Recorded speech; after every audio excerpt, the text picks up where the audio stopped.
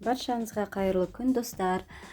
Биыл бізде абрикостың сезоны. Сондықтан біздер осындай абрикостар алдық.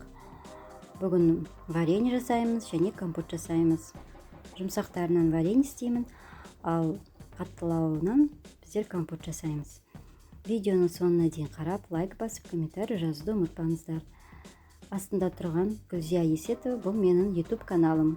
Сол каналға тіркеліп кетіңіздер. Видеоны соңына дейін қараңыздар.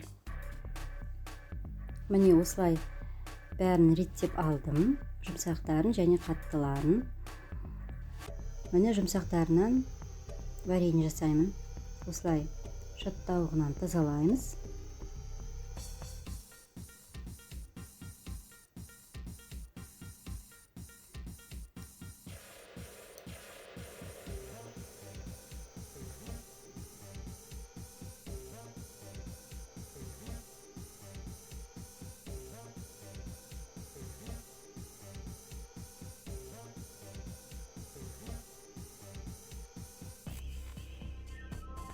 Осылай тазалап алғаннан кейін міне үстіне секер 2 килограмм абрикосқа 2 килограммдай секер қосамыз.